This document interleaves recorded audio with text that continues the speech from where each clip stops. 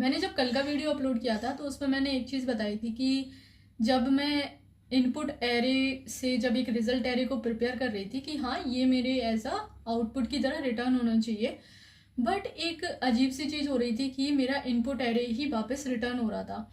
And उस चीज़ को मैंने सॉल्व किया, उस कॉज को भी देखा कि क्या कॉज था। एंड मैंने जितना हो सकता था उतने अच्छे तरीके से एक्सप्लेन करने का ट्राई किया है। Hello, welcome to day 4 of DSA challenge. और आज भी मैंने एरेज के कुछ क्वेश्चन सॉल्व किए हैं and I find one question again जहाँ पर मैंने पाइथन के कुछ इनबिल्ट लाइक सेट और सॉर्टेड एरे को डायरेक्टली यूज़ करके उस क्वेश्चन को सॉल्व कर दिया। बट मुझे खुद अच्छा नहीं लग रहा था कि ये इतने जल्दी कैसे सॉल्व हो गया। फिर मैंने उसको और डीप में जाके देखा कि इसको धीरे धीरे करके कैसे सॉल्व किया जा सकता है। ज़्यादा डिले ना करते हुए चलो चलते हैं उस क्वेश्चन के ऊपर। मैंने कैसे स्टार्ट किया और कैसे मैं 2 पॉइंटर अप्रोच तक पहुंची कि ओके इस क्वेश्चन में इस वाली अप्रोच को लगाना अच्छा है। Okay, so let's start. Okay, तो क्वेश्चन था, okay so the question was union of two sorted arrays. और हम इसमें आगे जाके बात करेंगे कि हम 2 पॉइंटर अप्रोच को कैसे यहाँ पे यूज कर रहे हैं और उसकी नीड पड़ी भी क्यों हमें। तो सबसे पहले हम इस क्वेश्चन को समझते हैं कि ये क्वेश्चन आखिर हमसे क्या आउटपुट की उम्मीद रख रहा है। तो सबसे पहले थे हमारे पास 2 सॉर्टेड एरे। अगर हम यहाँ पे अच्छे से स्टार्ट करते हैं तो 1 2 3 4 5 ये हो गया हमारा एरे 1। इसके बाद हमारा था second array, that was 1 2 3 6 7। First array, second array. तो स्टार्टिंग में मैंने क्या किया, इसको 2 से 5 मिनट मैंने लगाए होंगे और सिंपली मुझे क्या समझ में आया कि एज आउटपुट क्या चाहिए। अगर अपन आउटपुट को थोड़ा ध्यान से देखें तो क्या चाहिए इसको, सॉर्टेड एरे चाहिए, दोनों एरे मर्ज होने चाहिए, साथ के साथ क्या होने चाहिए, डिस्टिंक्ट होने चाहिए। तो क्या कंडीशन है, पहला एक तो मर्ज होने चाहिए मतलब यूनियन होने चाहिए। इसके बाद दूसरा क्या होना चाहिए, सॉर्टेड फॉर्म में होने चाहिए। इसके बाद क्या होने चाहिए, डिस्टिंक्ट भी होने चाहिए। ठीक है, अब इन तीनों को हम कैसे यूज कर सकते हैं, या तो हम पहले मर्ज कर लें फिर उनको सॉर्टेड कर लें या डिस्टिंक्ट कर लें। इसके बाद या फिर हम पहले सॉर्ट कर लें फिर उनको डिस्टिंक्ट बना के फिर मर्ज कर लें। तो हम कैसे भी इन तीनों स्टेप में से एक एक से फॉलो कर सकते थे। तो अब इसमें क्या हो रहा है हम देखें। तो मैंने फर्स्ट में क्या किया कि ओके हम लिस्ट्स को ए प्लस बी कर सकते हैं पाइथन में। तो मैंने पाइथन में ये करा, ए प्लस बी करा, तो इसने मेरे को क्या बना के दे दिया, एक यूनियन एरे बना के दिया। बट जो अभी ना तो सॉर्टेड है पूरे तरीके से, क्योंकि ऐसे बनाएगा 1 2 3 4 5 1 2 3 6 7। तो अपन देख सकते हैं कि ये ना तो अभी सॉर्टेड है और ना ही डिस्टिंक्ट एलिमेंट्स हैं इसमें, बट ये अभी यूनियन बन गया है। अब मेरा सेकंड था कि या तो इसको डिस्टिंक्ट बना लेते हैं या फिर इसको अभी हम सॉर्टेड कर लेते हैं। तो मैंने क्या करा, इसको पहले मैंने डिस्टिंक्ट बनाने का सोचा। अब डिस्टिंक्ट का मतलब यही होता है कि हमें सारे के सारे यूनिक वैल्यूज चाहिए, जो भी डुप्लीकेट्स हैं वो सारे रिमूव कर दो। तो हमें पता ही है कि सेट में अगर हम किसी भी एरे को इंसर्ट कर दें तो वो हमें सारे के सारे डिस्टिंक्ट एलिमेंट निकाल के दे देगा। बट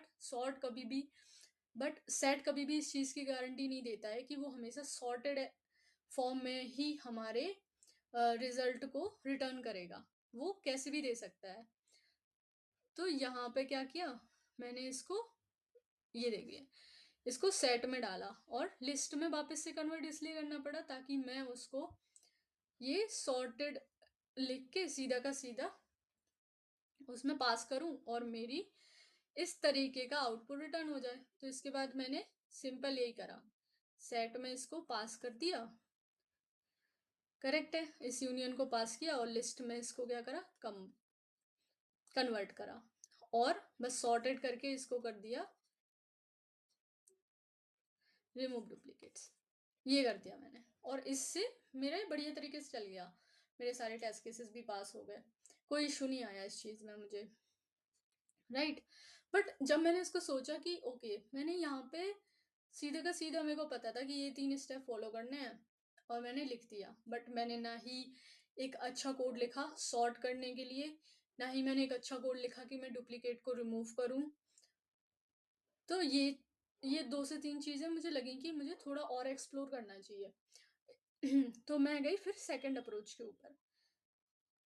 उस सेकंड अप्रोच में मैंने क्या करा, एक सॉर्ट का फंक्शन लिखा जिसमें मैं पता है कि सॉर्ट करने के एक एरे को सॉर्ट करने के लिए बहुत एल्गोरिदम्स होती हैं हमारे पास, जैसे सिलेक्शन सॉर्ट हो गया, मर्ज सॉर्ट हो गया, क्विक सॉर्ट हो गया।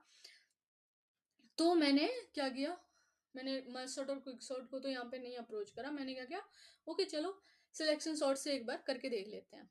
तो मैंने सिलेक्शन सॉर्ट को यहाँ पे देखा। अब अगर हम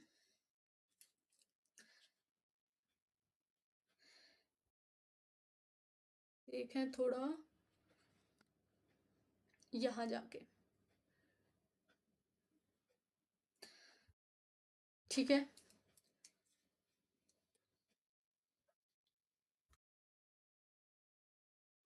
दिख रहा होगा कि मेरे यहाँ पे पूरे के पूरे टेस्ट केस पास ही नहीं हुए और टाइम लिमिट मेरी हो गई एक्सीड। अब वो क्यों हुई?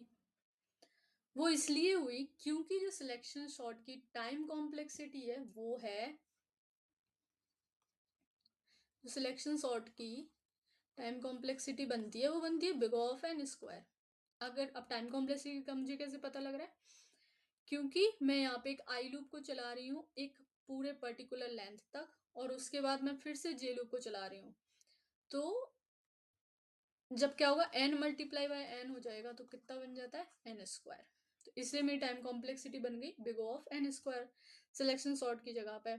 और इस क्वेश्चन को बिग ऑफ एन स्क्वायर तक नहीं जाना था, इसलिए उसने मेरे कुछ हद तक सारे टेस्ट केस पास किए, बट उसने मेरे 5 टेस्ट केस यहाँ पे कर दिए थे फेल। ठीक है, तो ये चीज हुई। अब कोई नहीं, फेल हो गए तो क्या हुआ, हम एक बार इस अप्रोच को भी देख लेते हैं कि मैंने इसको आकर ट्राई कैसे किया था। क्या था यहाँ पे 1 2 3। एक बार हम जाके अपने इनपुट एरेज को देख लेते हैं कि इनपुट क्या थे। 1 2 3 4 5 एंड 1 2 3 6 7। 1 2 3 4 5 एंड 1 2 3 6 7। ठीक है, ये मेरे इनपुट एरेज थे। अब इसमें सेम वही तीन तीन टारगेट है, मर्ज करना है, डिस्टिंक्ट निकालने हैं और सॉर्ट करके हमें रिटर्न कर देना है।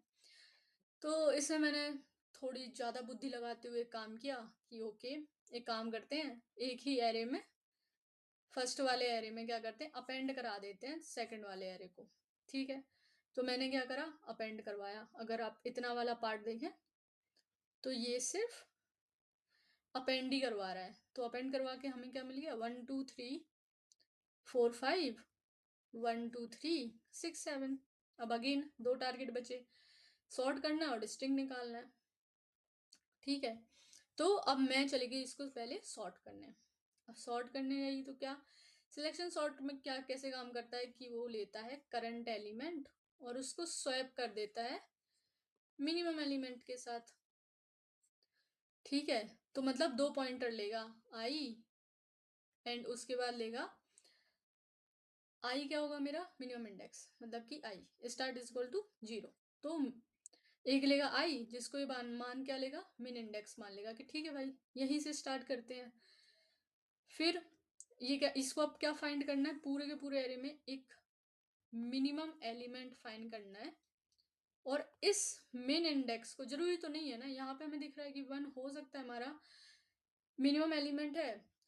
अगर यहाँ पे 4 होता और यहाँ के एलिमेंट्स में ये सब होते 1 2 3 होते तो हमारा 1 यहाँ पे मिनिमम एलिमेंट होता, ना कि 1। बट यहाँ पे बाई चांस यहाँ पे हमें मिल गया कि मिन इंडेक्स हमारा क्या हो गया, 0 पे ही मिनिमम एलिमेंट मिल गया 1। ठीक है, तो अब जे को स्टार्ट करा था, जे को स्टार्ट किया कहाँ से अपने, यहीं से। ठीक है, बट एक कैच आप देख रहे होंगे कि ये है a-1, क्यों? क्योंकि हमें सिर्फ यहीं तक जाना है, इसके आगे तक तो हमारा जे चला जाएगा। मतलब अगर आप यहाँ खड़े हैं और इससे ही तो हमें क्या ढूंढना है, इससे मिनिमम एलिमेंट ढूंढना है।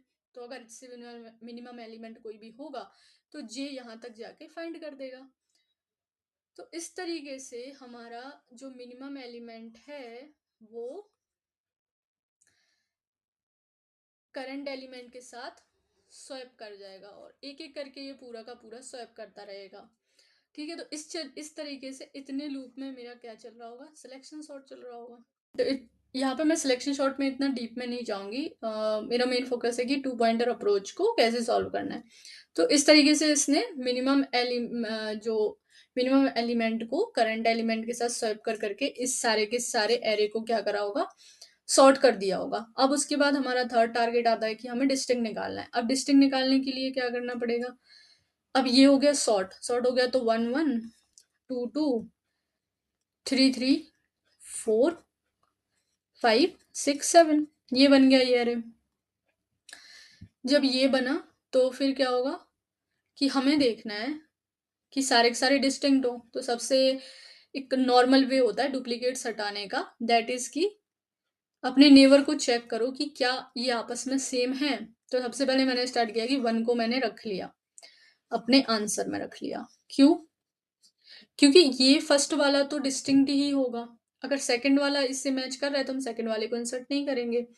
तो एक सिंपल हम कंडीशन लगा लेंगे कि if a of i not equal to a of i plus 1 के। ठीक है, अगर ऐसा है तो हम इसमें अपेंड करते चले जाएंगे, और अगर ऐसा नहीं है तो कोई बात ही नहीं है, फिर से वो दोबारा से आइटरेट करना स्टार्ट कर देगा। ठीक है, तो ये वाली चीज हो गई। और इसमें जब हम i+1 लगाते हैं तो एक चीज हम जो हमेशा ध्यान रखते हैं कि हम जो रेंज लेंगे वो एक लेंथ के -1 तक लेंगे। जो हम रेंज लेंगे वो लेंथ के -1 तक लेंगे, क्योंकि ऑलरेडी ये वहां तक पहुंच ही जाएगा। ठीक है, तो इस तरीके से मैंने करा और फिर मैंने कर दिया था रिटर्न आंसर। तो अगेन जैसे मैंने बताया था ये वाले टेस्ट केस हो गए थे fail because of time complexity. ठीक है, तब यहां से मुझे लगा, फिर मैंने थोड़ा सर्च करना स्टार्ट किया कि इसको कैसे और हम सॉल्व कर सकते हैं।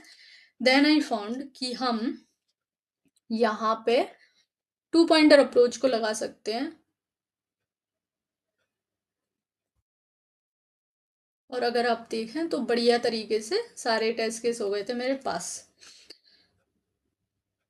अब यहाँ पे आप हमारी एक्यूरेसी को देख रहे होंगे 33% है केवल, और ये इसलिए हुआ क्योंकि मैं बार बार इसको ये स्क्रीनशॉट निकालने थे तो मैं भूल जा रही थी कि अ, जब ये स्क्रीनशॉट निकालने थे तो मैं कभी एक स्निपेट भूल रही थी कभी दूसरा, तो वो सबमिट करने के चक्कर में ये बहुत बार फेल भी हो गया और ये एक्यूरेसी हो गई है डाउन, जो कि अच्छी बात नहीं है। मैं आगे से थोड़ा इसके ऊपर भी ध्यान रखूंगी।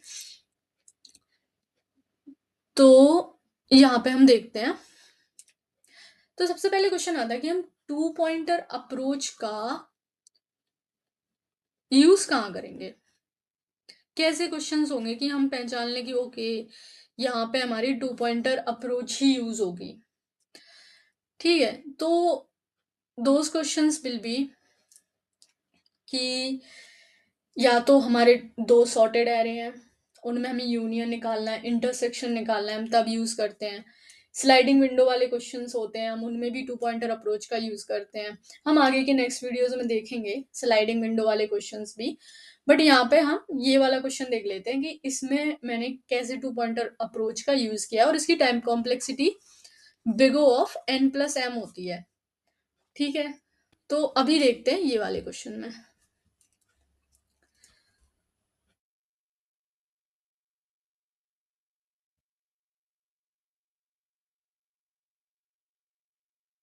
ओके,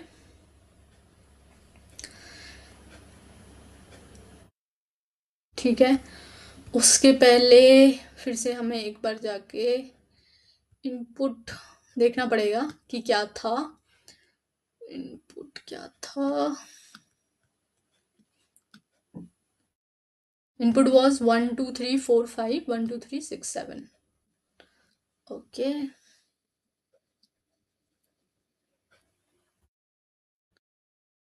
2 3 4 5 1 2 3 6 7. ठीक है, तो हम इसको थोड़ा ऊपर ही कर लेते हैं।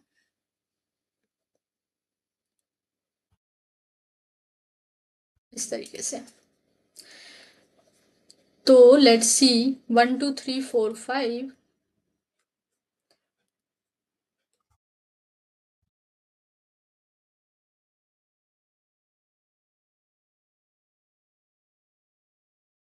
1 2 3 6 7। ठीक है, ये था हमारा। अब इसमें अगर हम देखें तो दोनों की लेंथ सेम है। ठीक है, दोनों सॉर्टेड एरेज हैं, दोनों की लेंथ सेम है। और अगर किसी की लेंथ कम या ज़्यादा भी होती है तब भी उनको कैसे हैंडल कर सकते हैं वो भी इसी कोड में देखेंगे हम। ठीक है, तो अब 2 पॉइंटर अप्रोच में हमें समझ आता है कि 2 पॉइंटर होने चाहिए, तो मैंने लिया आई और मैंने लिया जे। ठीक है, अब इन दोनों पे हम एक कंडीशन लगा लेंगे कि ये इससे बाहर नहीं जाना चाहिए और ये इस वाले एलिमेंट से बाहर नहीं जाना चाहिए, मतलब इंडेक्स आउट ऑफ रेंज नहीं होनी चाहिए। इंडेक्स आउट ऑफ रेंज कब जाती है? जब हमारा पॉइंटर एरे की लेंथ को एक्सीड करने लग जाता है, तो हमें उस पॉइंट को ध्यान में रखना है। ठीक है, तो यहाँ पे हम क्या ले लेंगे, सो लेट्स यहाँ पे हम लिखते हैं सुडोकोड कि जो मेरा ए ऑफ आई है वो हमेशा लेस देन ऑफ लेंथ होना चाहिए किसके, ए से, और साथ के साथ हमारा जो बी ऑफ जे है वो हमेशा लेंथ ऑफ बी से छोटा होना चाहिए। ठीक है, अब मैंने आई और जे से स्टार्ट किया। अब मैं देख रही हूँ कि 1 और 1 ये दोनों क्या है, सेम है। ठीक है, अब दोनों में से कोई एक ही हम इंसर्ट करेंगे, दोनों को तो करेंगे नहीं। तो हम क्या कर रहे हैं, यहाँ पे कंपैरिजन कर लेते हैं कि इफ ए ऑफ आई क्या है हमारा, लेस देन इक्वल टू है बी ऑफ जे से। ये बात है, तो हम कर लेंगे x इज इक्वल टू क्या, ए ऑफ आई। एक को रख लेते हैं। अब जिस वाले को रखा है उसकी हम आई को बढ़ा देंगे आगे, तो इसके आई को हमने इधर बढ़ा दिया। ठीक है बात, तो आई इज इक्वल टू मैंने कर दिया i+1। और अगर ऐसा नहीं है तो हम कर देंगे एल्स। अब एल्स में क्या होगा कि बी जो बी ऑफ जे है वो ए ऑफ आई से बड़ा होगा, तो हम x इज इक्वल टू क्या कर लेंगे, बी ऑफ जे कर लेंगे। अब इस वाले इसके एरे के एलिमेंट को इंसर्ट किया है तो इसके इंडेक्स को हम आगे बढ़ाएंगे। ठीक है, तो अब जब मैंने इसको देखा, अब फिर देखेंगे इस 2 और 1 को। अब जब मैं 2 और 1 को देख रही हूँ,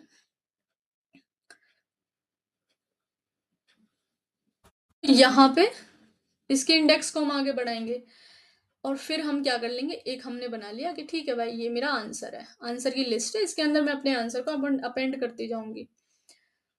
अब यहाँ पे मैंने करा आंसर डॉट अपेंड। अब आंसर डॉट अपेंड कर दिया, आंसर डॉट अपेंड करा तो क्या होगा, एक्स, एक्स को अपेंड कर दिया। बट अब जब मैंने देखा कि मेरा 2 है और यहाँ पे 1 है, बट मेरे आंसर में तो मैंने ऑलरेडी 1 को क्या किया हुआ है, अपेंड किया हुआ है। अब मैं दोबारा से इन दोनों कंपेयर करूंगी तो ये उल्टा है। ठीक है, इस वाली कंडीशन में जाएगा बट दोबारा से 1 मेरा अपेंड हो जाएगा, तो इस कंडीशन को हमें क्या करना पड़ेगा, देखना पड़ेगा कि ऐसा नहीं होना चाहिए। अब ऐसा नहीं होना चाहिए तो क्या होगा, ऐसा नहीं होना चाहिए तो हम देखेंगे कि ओके हम एक ट्रैकर लगा लेते हैं और ट्रैकर का नाम रख देते हैं लास्ट, कि लास्ट में एलिमेंट कौन सा गया था, लास्ट में एलिमेंट कौन सा गया था, तो वो कौन सा एलिमेंट है, एक्स एलिमेंट है।